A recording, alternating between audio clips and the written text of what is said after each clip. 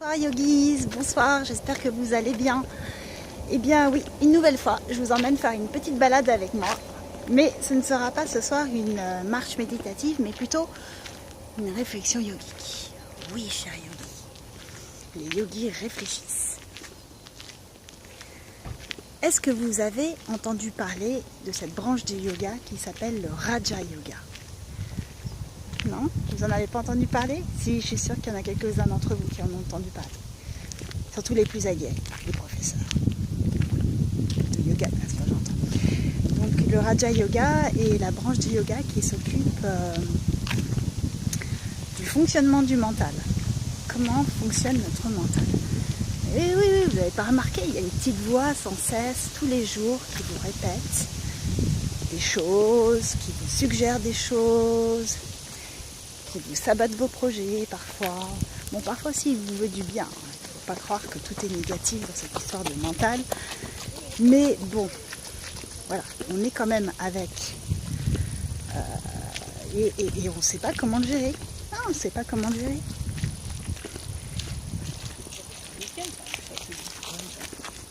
Voilà, je viens de croiser deux personnes, elles se demandent ce que je suis en train de faire. C'est pas grave, yogis, il ne faut pas avoir peur du ridicule, je vous l'ai déjà dit dans cette histoire. Il faut y croire. Donc, le Raja Yoga, le fonctionnement du mental. Non, mais il faut l'observer quand même, ce mental. On vit avec 24 heures sur 24. 24 heures sur 24, vous vous rendez compte, 365 jours dans l'année. 365 jours! Il vous lâche pas, même quand vous dormez. Vous pouvez vous réveiller en faisant des cauchemars tellement il peut vous déranger. Bon, n'allez pas croire non plus que je vous propose d'aller vous inscrire ou prendre rendez-vous chez votre psychologue. Non, là n'est pas la question. Nous avons tout chez les yogis et il y a un monsieur très très sage qui s'appelle monsieur Patanjali qui a écrit un livre qui s'appelle le Yoga Sutra de Patanjali. Alors, les sutras sont des aphorismes, des petites phrases pleines de sagesse et il commence son livre, le deuxième sutra est Yoga Vritti Nirodha, qui veut dire le but du yoga en fait est d'éliminer en fait toutes les vrittis du mental. Alors qu'est-ce qu'un vritti? Vous savez, j'utilise toujours des mots en sanskrit. Un vritti en fait c'est une onde. Et qu'est-ce que la pensée si ce n'est une onde? Une onde qui vient, une onde qui s'en va, celles qui prennent de la place. Swami Shivananda disait, un jour on a une pensée, puis elle devient habitude, le vritti prend comme sur un disque dur, voilà, ça prend de plus en plus de place, ça devient une habitude, et puis finalement un caractère. Pour terminer, voilà, ça peut être une destinée. À force d'avoir une croyance, une habitude qui se répète, voilà, ça dicte notre comportement et on se dirige vers la pensée nous dirige en fait. C'est dire la force qu'elle a.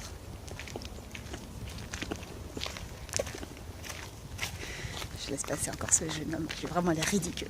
À parler toute seule, c'est vraiment un pli à prendre. Donc voilà. Je vous invite vraiment à découvrir ce texte de Patanjali qui n'est pas forcément très évident à lire seul, il faut vraiment qu'il soit bien commenté. Tous les livres de yoga en général sont accompagnés de commentaires de gens qui les ont étudiés et qui les connaissent très très bien. Donc choisissez celle qui vous paraît le plus proche de votre pratique de yoga. Et voilà, je souhaite une bonne méditation sur ce thème. Vraiment, l'idée du yoga, vous le savez, c'est pas simplement de faire des asanas. Les asanas, c'est peut-être en fait la pointe de l'iceberg quand on s'attaque au yoga. C'est vraiment une toute petite partie et pas la plus riche. Parce que de toute façon, qu'est-ce que ce corps? À quoi ça sert de se mettre sur la posture sur la tête, de faire une chandelle, de la tenir 5 minutes? C'est très très bien, ça nous fait du bien, il n'y a pas de problème.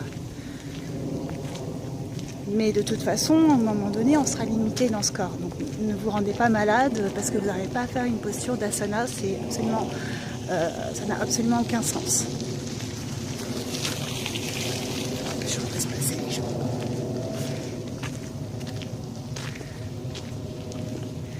Méditez sur cette pensée, qu'est-ce que la pensée et est-ce que je suis vraiment cette pensée? Est-ce que cette pensée fait partie de mon identité? Est-ce que vraiment ça me définit? Ou alors c'est cette onde qui a pris simplement de la place dans ma vie et qui s'est installée comme ça au fur et à mesure des années?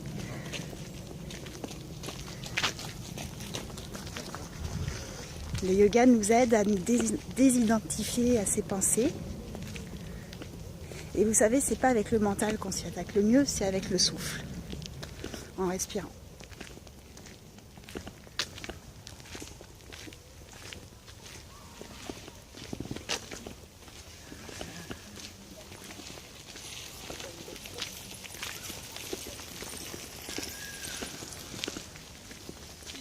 Alors oui, il faut respirer pour s'attaquer aux pensées.